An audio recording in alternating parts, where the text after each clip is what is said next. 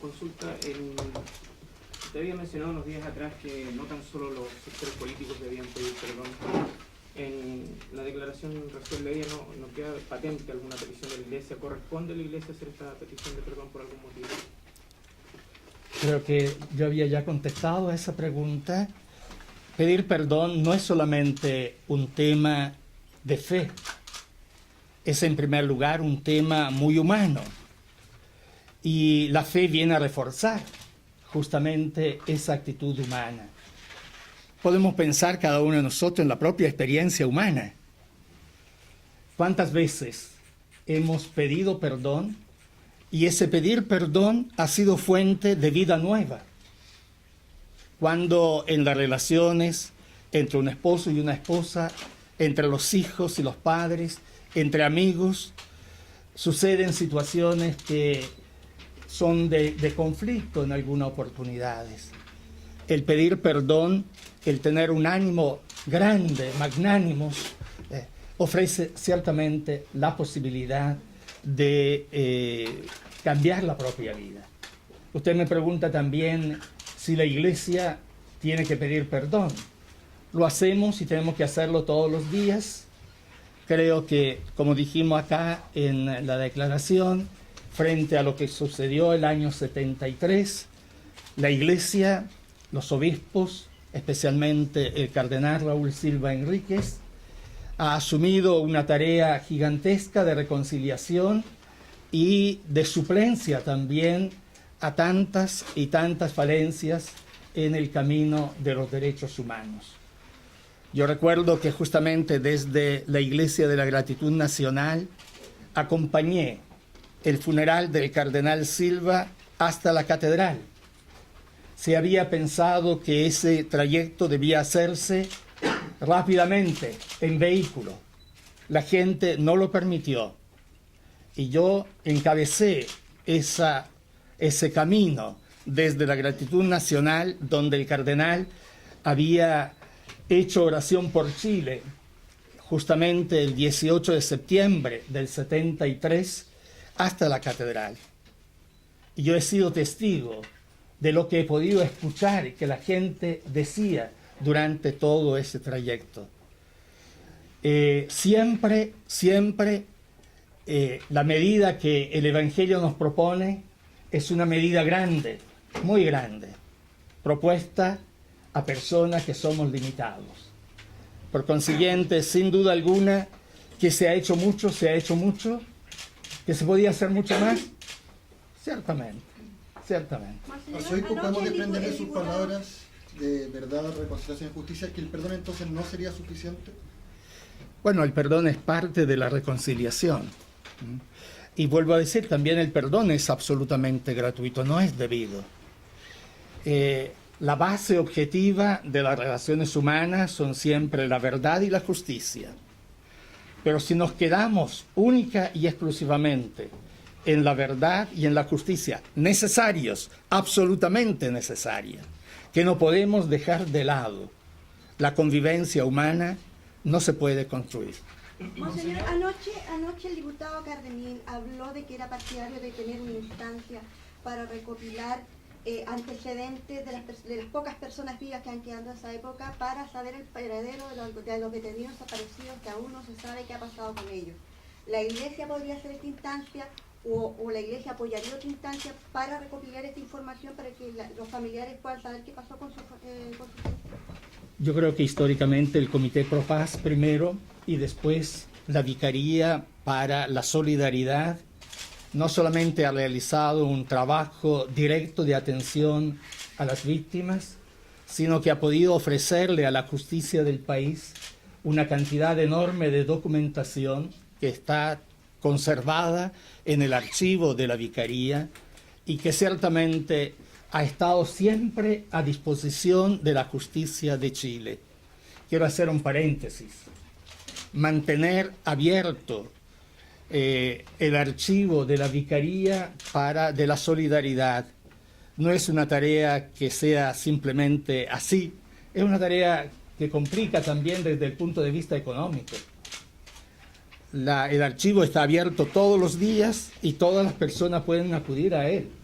es un servicio que la Iglesia sigue prestando al país a través de esa fuente de documentación que todo el mundo reconoce que tiene un gran valor. ¿Qué le parece, ¿qué le parece la opinión de algunos sectores políticos que rehusan a pedir perdón, sectores o personajes políticos que rehusan a pedir perdón no solo por el golpe de Estado de 1973, sino también por el gobierno de Salvador Allende?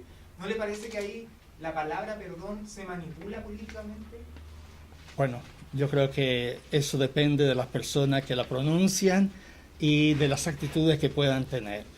Lo que como comunidad cristiana estamos llamados a hacer presente es justamente que la palabra perdón, el contenido de la palabra perdón, sea lo más auténticamente humano y lo más auténticamente evangélico. Monseñor, la última, por favor. Mucho de la complicidad pasiva de parte de algunas personas políticas, como también del rol que jugó el Poder Judicial en todos estos años también. ¿Qué opinión tiene la Iglesia respecto de estos roles y de estas consideraciones que se han hecho 40 años? No, eso depende de las instituciones que hacen eso y que declaran su postura. La Iglesia no es juez de nadie.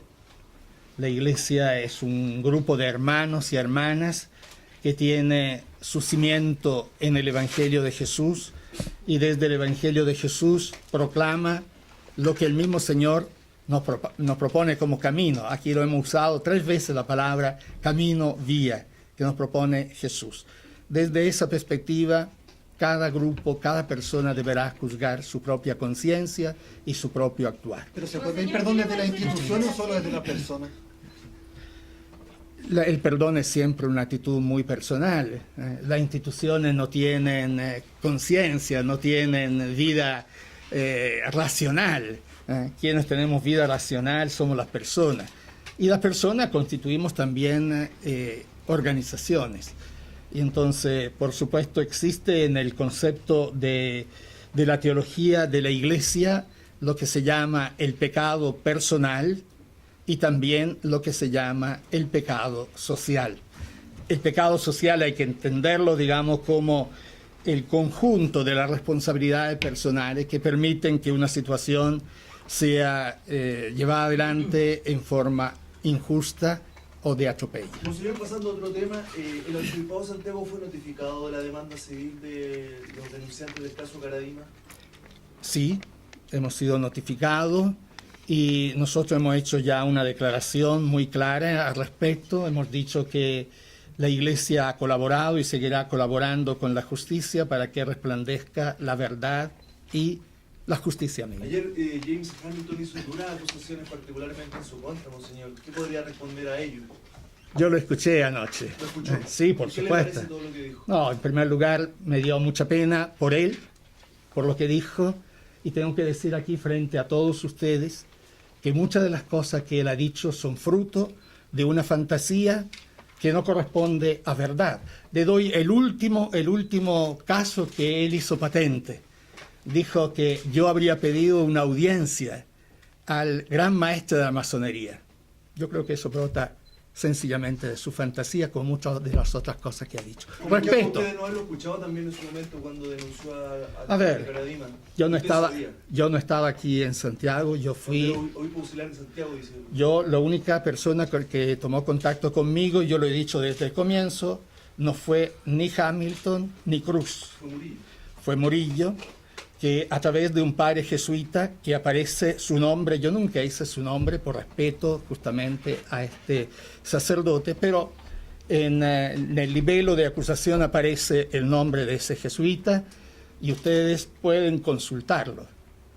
Este sacerdote jesuita me pidió una audiencia, me entregó un sobre, yo abrí el sobre, venía media página sin firmas, venía una acusación sin decir quién era el acusado, y enseguida yo pedí a ese sacerdote que, debido a la gravedad de lo que allí se decía, me dijera quién era el autor de ese anónimo, dónde estaba, para poderle yo inmediatamente escribir una carta o llamarlo a conversar conmigo.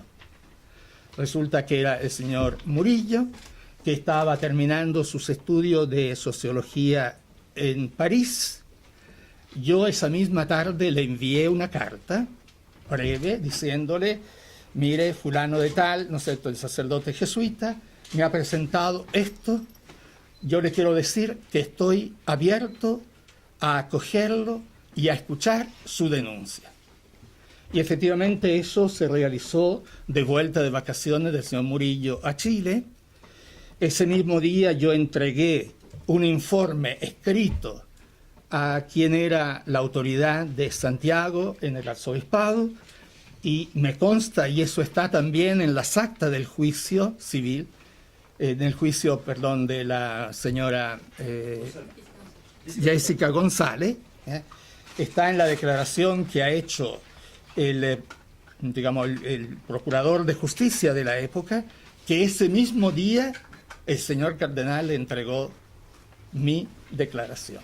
Eso fue la única intervención mía. No tengo otra intervención. ¿Señor considera relevante, por ejemplo, poder pagar alguna indemnización a víctimas que No me refiero, no quiero referirme a eso, dejémoslo que la justicia lo vea. ¿Cuál es la Gracias. situación del padre Pres? Porque fue muy duro, dijo también pedófilo suelto.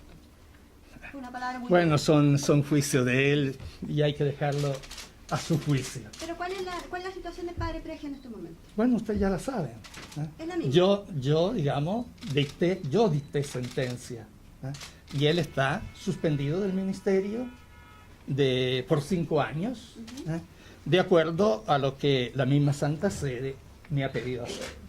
Doctor, nuevos casos supuestamente que hay del padre Caradima, ¿la iglesia está en conocimiento de ello? Lo dijo también James Carter. Yo no tengo conocimiento de ello, porque cuando yo llegué como arzobispo de Santiago, lo único que me cupo es recibir la sentencia de la Santa Sede y aplicarla. En el juicio yo no he tenido papel alguno. Monseñor, enviaron un comunicado, Gracias. el arzobispado publicó un comunicado donde se dice que la investigación eclesiástica del padre John O'Reilly ya fue enviada a Roma. ¿Se logró considerar o completar la verosimilitud de las denuncias? No tengo que decir. Lo que yo le puedo decir es lo siguiente, en ese caso, cosa que usted sabe muy bien, que la investigación la hizo la Legión de Cristo. La Legión de Cristo envió a Roma sus conclusiones y Roma me pidió a mí que profundizara un aspecto de eso, nada más. Y yo eso ya... Eso es importante para Yo el lo que yo, penal. digamos, he hecho es obedecer a lo que la Santa Sede me ha pedido, enviar a quien me ha pedido eso y nada más. Eso es todo el rol que yo he tenido ahí. Muchas gracias. Muy amable, que les vaya bien.